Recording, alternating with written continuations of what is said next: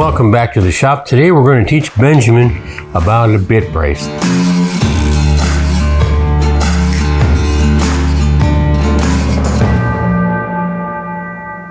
This happens to be a Miller's Falls 1950, so it's got the Buck Rogers nickname on it, which is the red Tenite that went on to a whole bunch of stuff they did back then. So what we're going to do is we're going to open this up. We're going to, you know, it's got these two jaws on there with the valley in between. So what we do when we go over here to our cool old Craftsman bits, we're going to grab one of these Auger bits out of here. We're going to take the cap off it.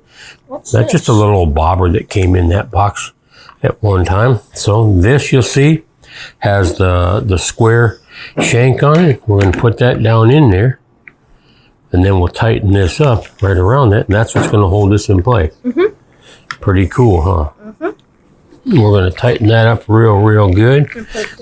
And then we're going to, well, let's hold off on putting the ring on there yet. But what I want you to see is with this, it can go this way to turn in, or if you want, you can turn this little neck piece on here and it'll go the other way to go in.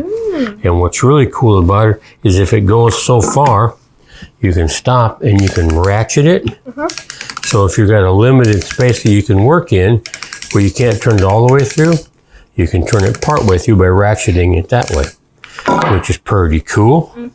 And one of the things that you'll notice, let me turn this the opposite way so we can tighten it up real good, because it's got to be nice and tight in there. Now, we've got our bit here. One of the things you'll notice on the end here, what is that? It looks like a screw, doesn't it? So that screw goes into the wood first, and it draws the bit into the wood. Some people call that a snail because it's kind of shaped like a snail shell if you look at it right. What we're going to do is we're going to set this into our vise. And one of the things on this long vise is if we put our wood into one end, it'll tend to want to rack, so it kind of wants to tighten up this way. So what we do is we made these spacers in different thicknesses to match the wood that we're going to put in there. So you hold this piece.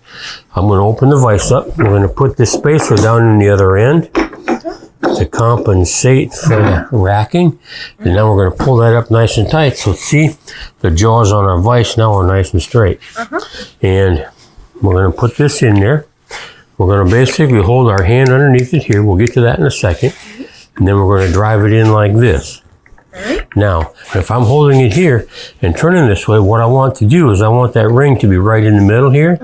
And what that's going to do, if I'm turning this and it stays there, it means I'm drilling nice and level through. I'm not going high, I'm not going low. So if my ring starts wandering towards my auger bit like this, that means my bit's pointed down this way.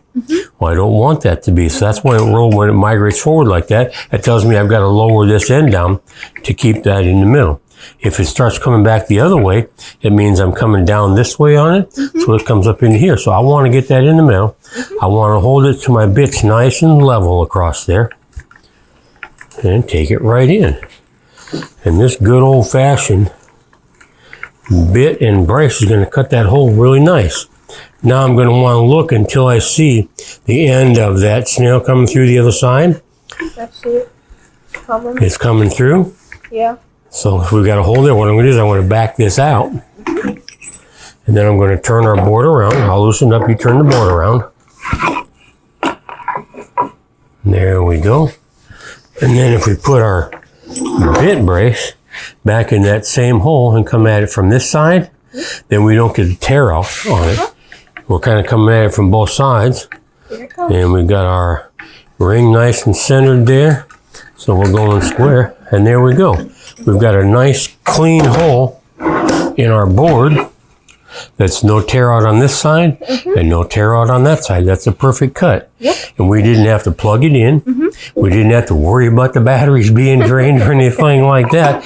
The quickest, easiest way to get a real nice hole in a board without getting any tear out and not having to worry about having electricity or batteries or anything like that. So that's called a bit brace. This is the bit. This is the brace that turns it.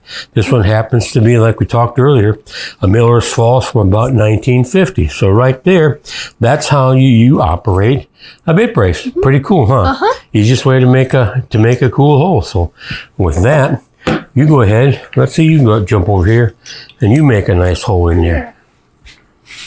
Set it up right there like that. Hold it back here with your one hand. Kind of like that. And then turn it with that one. Get it so look down it so you can see it's right 90 degrees from the board, perpendicular. There you go. There you go. Make it cut. You know you're going the right way. Drive it into the wood. And you see your bits, your rings coming down this way. That means you're facing down this way. So lower the back of it a little bit until that's in the center, and then level it out and keep it there.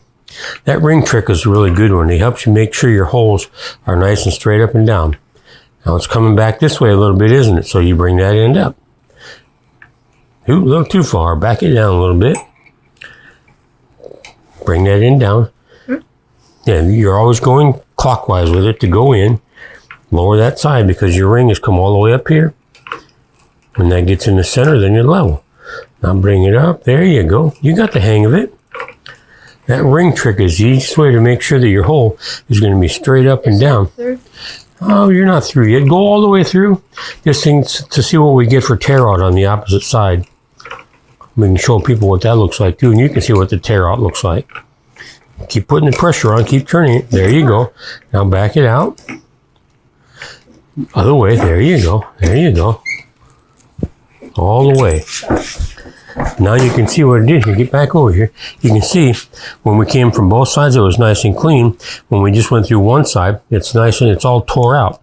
So we don't want that. So that's why we come in from both sides. But there's two really neat holes with a really cool bit brace.